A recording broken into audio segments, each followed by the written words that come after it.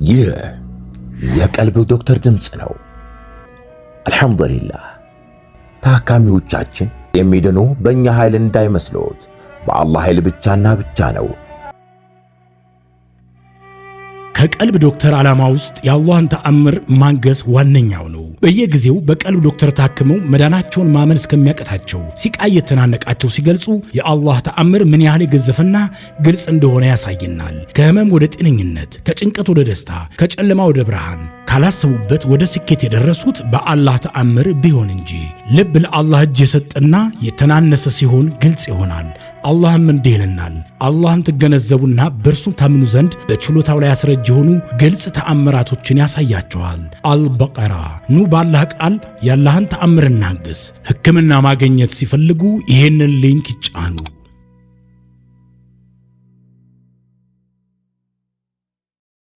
በጅኖች እደፈር ነበር። መስከረም ከሳውዲ አረቢያ ክፍል 6። የእህታችን ታሪክ ሁላችንም ትምህርት የምንጨበጥበት ታሪክ ነው። ሱብሃንአላህ። እንግዲህ እሷ ያስተናገደችውን እሷ ላይ የደረሰ የጅን ጥቃት እንግዲህ ቀላል የሚባል ነገር አይደለም። ነገር ግን በእሷ መንገድ እያለፉ ያሉ እህት ወንድሞች ይኖራሉ። ነገር ግን የሚረዳን የለም ብለው ለብቻቸው የሚሰቃዩ ከጅን ጋር እየታገሉ እየተሰቃዩ የሚኖሩ በጣም ብዙዎች በየቤቱ ይኖራሉና የእህታችን ታሪክ ድፍረትም ይሰጣል። እንዲህም አይነት ነገር አለ እንዴ ያስብላል። ብዙ ትምህርቶችን እንደገና ደግሞ ወደ አላህ መሸሽስ ምን ያህል ቁም ነገር አለው፣ ምን ያህል ባለድል እንሆናለን፣ እንዴት ነው ከዚህ ከጅን ጥቃት የምንድነው፣ ወዴት በመሸሽ ነው የሚለው እንግዲህ የቀልብ ዶክተር ኡስታዞቻችን አላህ ኸይር ምንዳቸውን ይመንዳቸው። በዚህ በጅን ጥቃት በኢማናችን ጎዶሎነት በብዙ ወንጀል ላይ በመውደቃችን ያው እንግዲህ ወደ አላህ ሽሹ በማለት ከዚህም ከጅንም ከሲህርም ከአይንናስ ጥቃት የምንድነው በቁርአን ብቻ ነው። ወደ አላህ እንሽሽ። እንግዲህ ኢንሻአላህ አዳዲስ ቤተሰቦች ካላችሁ እንኳን ደህና መጣችሁ። ቻናሉን ሰብስክራይብ አድርጉ፣ የደወል ምልክቷን አንዴ ተጫኑ። ቤተሰባችን ሆኖ የሚለቀቁት ቪዲዮዎች ቶሎ እንዲደርሷችሁ ይሆናል ማለት ነው። ሼር በማድረግም ለኡማው አዳርሱ። ወደ እህታችን ታሪክ እናምራ። የታሪኩ ርዕስ በጅኖች እደፈር ነበር። መስከረም ከሳውዲ አረቢያ ክፍል 6። ስነሳ በጣም ጤንነት ላይ ሆኜ ነበረ የሚሰማኝ። ያንን ጧት ፔሬድ አየው። ሌላ ጊዜ እነኛ የነበሩ መጥፎ ስሜቶች በሙሉ የሉም። እርሱ ብቻ አይደለም፣ ህልሙን ነግሬያችሁ ጅን ጥቃት እንደነበረና መልቀቁን አበሰራችሁኝ። ፔሬድ ከጨረስኩኝ በኋላ እንደ በፊቱ ህመም ይኖረኝ ይሆን ብዬ ራሴም በደንብ ፈተሽኩኝ። ምንም አይነት ህመም ግን አልነበረኝም። አልሐምዱሊላህ። አላህዬ እናንተን ሰጠኝ። ምንስ ይውጠኝ ነበር? እድሜ ልኬን የጅን መጫወቻ ሆኜ ቀርቼ ነበር። አላህ እናንተን ባይሰጠኝ ኖሮ ሰለምኩ ብዬ ጥመት ውስጥ ሆኜ ብዙ ሰው አጠም ነበር። አንድም ቀን አኮላሽታችሁ ሞራሌን ነክታችሁ አታውቁም። ሁሌ ስታባሽሩኝ፣ እንደውም አንዳንዴ ህልሜ እንኳን ነግሬያችሁ ላጠፋ እውላለሁ። ምክንያቱም እኔ እንደዛ በጉጉት ስልክ ብዙ አይነት ታካሚዎች ወደ እናንተ መልእክት እንደሚልኩ አውቃለሁ። ስራ አበዛባችኋለሁ ወይ ብዬ እጨነቃለሁ።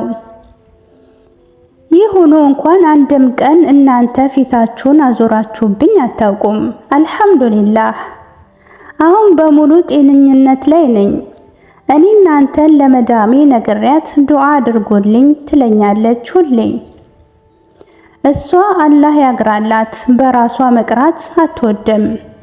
ሰው እንዲቀራላት ነው የምትፈልገው። ሰው አምጥታ ስታስቀራ በራስሽ ቅሪ ብዬ ሐዲሶችን ስነግራት አንቺ በቃ እንዲሆን ሻክራሪ ሆንሽ ትለኛለች። እኔም እስቃለሁ። ምክንያቱም ታቀኛለች። አንዴ ሰግዳለሁ፣ አንዴ አልሰግድም።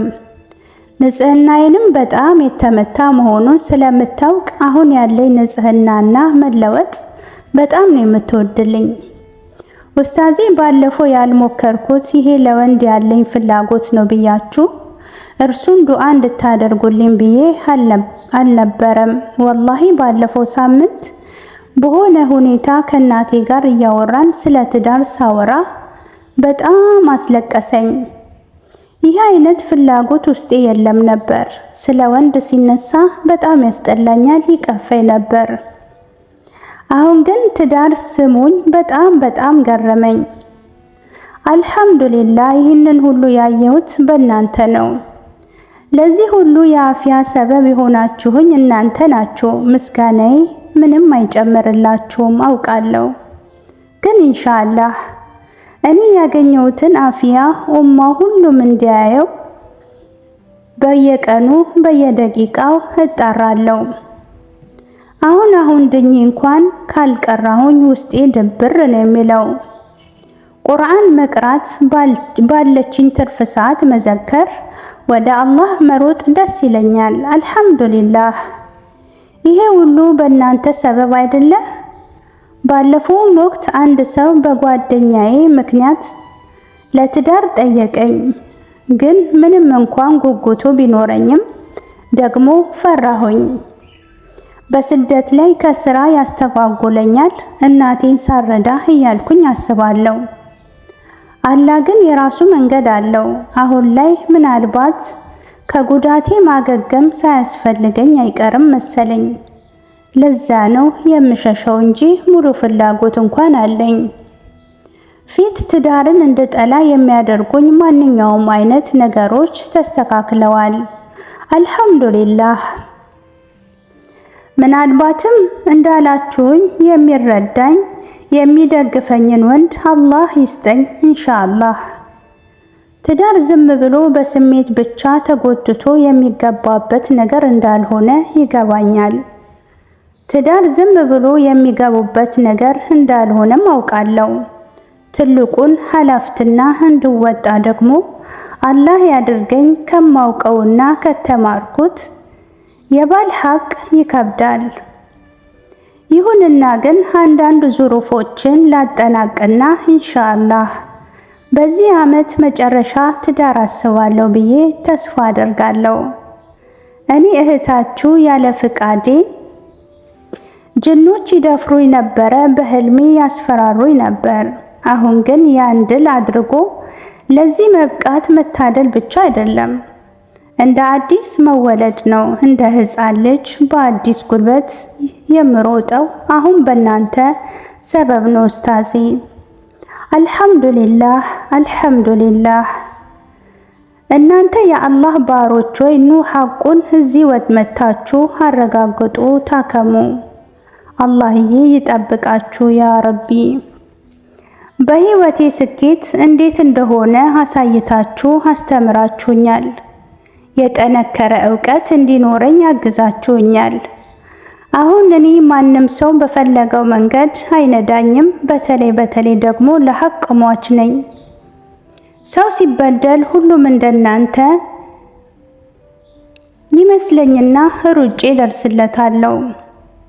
ፊት በእናንተ ላይ ያደረኩትን በደል መቼም ቢሆን አላህ የሚረሳልኝ አይመስለኝም። ግን ደግሞ አላህ ይወደኛል እናንተን ሰጥቶኝ በእናንተ አፍዋስ ብሎኛልና አልሐምዱሊላህ። ሱብሃንአላህ። የእህታችን ታሪክ በዚህ ይጠናቀቃል። አላሁ አክበር። ደስ የሚል ድል ነው። አልሐምዱሊላህ። እህታችን አላህ አፍያሽን በረካ ያድርግልሽ። ከእንግዲህ ጥቃት የሚባል ነገር አላህ ወደ አንቺ አያምጣው። አላህ ይጠብቅሽ። ባረከላሁ ፊኪ። ታሪኩ በጣም ብዙ ያስተምራል። እንግዲህ እንደተከታተላችሁት ነበረ።